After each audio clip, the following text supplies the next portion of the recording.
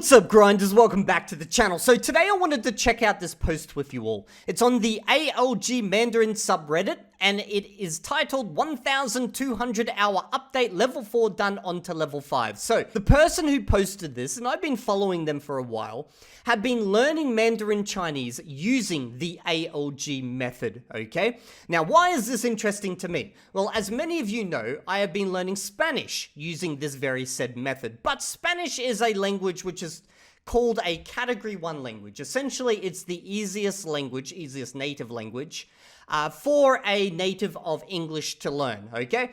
And according to the Dreaming Spanish Roadmap, you're going to need about 1,500 hours to reach a B2 level in the language. Now, I am currently at 950 hours, but there's always a question in both my mind and in the comment section. I see this all the time, where I will theorize about this, or other people will theorize about this, about how long it would take if you were to apply this exact same method for a language like Mandarin Chinese or Japanese. Now, my assumptions based on my experiences with Spanish, learning Spanish using this method, is that you would need 2 to 3 times as long to reach the same level, okay, that you would in, say, Spanish. So that has been my thoughts on the matter, but it's always been theorizing because I'm not doing that. In fact, I've been learning Mandarin Chinese, which is one of those languages people talk about, but I've used traditional methods. But right here, we have someone who is using ALG to learn Mandarin Chinese. And even more fascinating, even more interesting is the fact that they've got a 1,200 hour update post,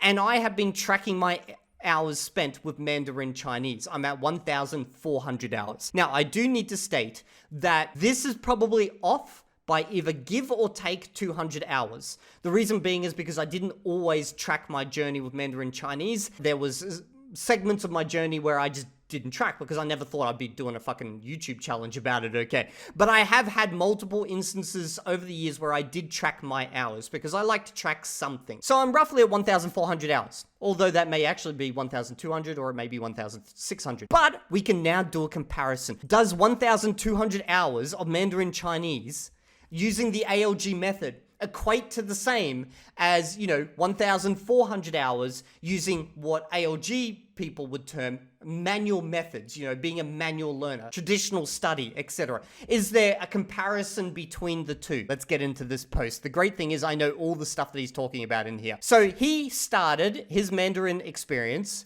and ALG basically at the same time. He had never learnt anything about Mandarin before, and he started using ALG literally due to a Matt vs. Japan video that I reacted to. Now, if we go down to this part, he references a part of the Dreaming Spanish Roadmap, which is level 5. So if you see right here, I'm in level 5 for Spanish, okay? But I'm at 900 hours and he's at 1,200 hours. So I'm at the back end of level 5, but for a language like Mandarin Chinese, the Dreaming Spanish Roadmap actually says you should just double the hours. So for him, he's now at the start, or no, he's also at the end of level 5. I'm at the start of level 6, my bad. So this is what the level 5 says here. You can understand people well when they speak directly to you. They won't need to adapt their speech for you, okay? Now, even in Spanish, when I hit that level, I was like, that doesn't seem right because they're still adapting. Even on Dreaming Spanish, like in the advanced levels, they're still adapting the speech for us. But anyway, this is true most of the time when I'm doing crosstalk.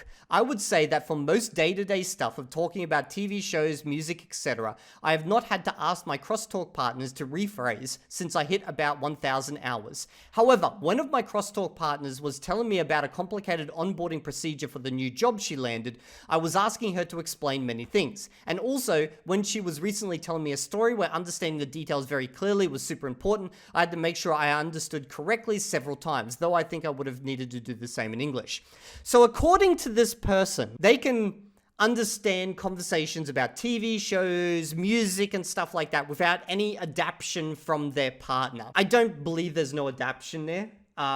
It's just like native speakers when speaking to someone learning a language generally always adapt, but let's just assume there's no adaptation, okay? So when I'm talking to a native in Mandarin Chinese about TV shows, music, etc., I understand no problem whatsoever as well. However, if they were to talk to me about complicated onboarding procedures, I'm assuming that I would need to ask for explanation as well. Quite a bit. So with me at 1,400 hours and them at 1,200 hours, it seems like, according to this paragraph, our understanding of the language is similar.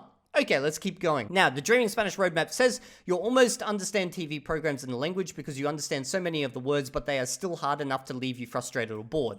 Now, they say, yeah, this one is 100% accurate. The adult TV I have briefly tried is too hard for me to stay engaged. I did watch a few minutes of the first episode of The Expanse, a TV show I know inside and out, and I was able to follow because of my existing knowledge. Unfortunately, most of the shows I know super well don't have Mandarin dubs. This is almost like a reflection of myself. So I've seen The Expanse, I've watched the first 4 episodes of Mandarin Chinese, and I would say it's the same. I know the show well, so I'm able to follow the Mandarin dub quite well. However, for any other like Mandarin native content, except for stuff, you know, like Shrek and things like that, that's kind of more directed towards kids. Anything that's directed towards adults, I will generally struggle with, and it will leave me both frustrated and bored as well. So again, it seems like we have a similar level of understanding in the language, but this is based on their written statements. I'd have to see them actually perform, you know, live translations like I do in my videos. But let's keep going. Down in this section down here, and this whole post will be in the description as well, they say they're now able to watch this YouTuber right here, which is kind of crazy because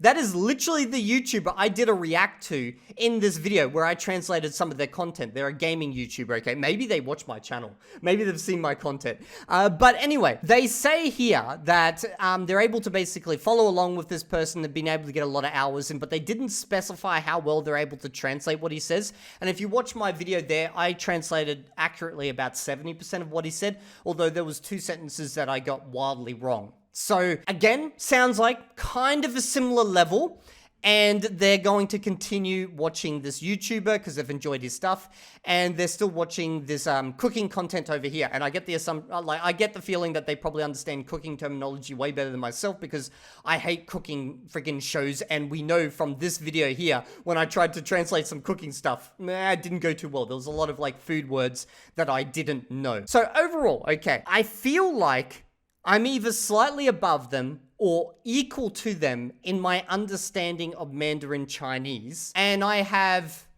probably 200 hours more than them, okay? But here's the difference. I'm also able to actually speak this language at a HSK level 4. So that's like a B1 level in the language, okay? And my pronunciation is generally quite good. I will get some little things here and there wrong, but you can literally check the comments of that video from natives. They will talk about, you know, my pronunciation being quite good. And I'm able to, you know, hold conversations for up to an hour or more if I want to. It's just I have to keep using simple structures and stuff to get my thoughts and ideas across. And if I do want to talk about something complicated like an onboarding procedure, I will need assistance, okay? But I'm also able to read roughly 2,000 characters, thus allowing me to understand the vast majority of subtitles that I see, and I'm assuming because this person covers up their subtitles because they even state this in this post here, okay, that's not something they're able to do. So with 1,200 hours of Mandarin using the ALG method versus 1,400 hours of Mandarin using manual, traditional methods, whatever you want to call it, okay, my understanding is either equal or slightly above them, but obviously I'm able to speak, they're not able to speak, and I'm able to read the vast majority of subtitles where they're not able to do that. So that alone to me tells me, well, I don't need to redo this experiment for a language like Japanese or something because manual just beats this method overall. Like, we have a comparison. Like, you can just go check out my videos. Now, if you don't believe me that I've done 1,400 hours, I have tracked the vast majority of it. Now, I know a lot of you guys might say, oh, but you have a Chinese wife. She must speak to you all the time in Chinese. No, I've actually said this on this channel. She doesn't. She speaks to me in English, and the only time I use Mandarin Chinese realistically is with my in-laws. And I guess when I go for my random trips to China, but I even track those. If you have a look in here, like I literally track my trips to China as well, okay? And I'm pretty accurate with my tracking because I want to know, like, I want to have a realistic estimate. So I can pretty much for myself definitively say that ALG is slower than any other method.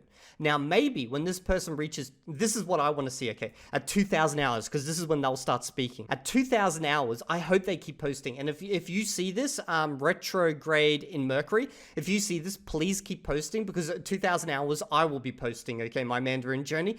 And I would love to see how fast you catch up in speaking versus how good I am at speaking at that point. I'm assuming by that point I'm going to be around a C1 level in speaking because I'm starting to do some hardcore tutoring as of this point, okay? I never did tutoring in the past. It was always just me watching content online, you know, that's just how I learn. But it will be so fascinating to have an actual comparison, you know, from someone who's done ALG, but just with a different language. So anyway, I hope you guys have enjoyed this video and my thoughts on this matter, and I'll see you all next video. Make sure you sub to the channel, and if you don't, well then I'm going to force you to do the entire catalog of my YouTube channel until you speak Australian English.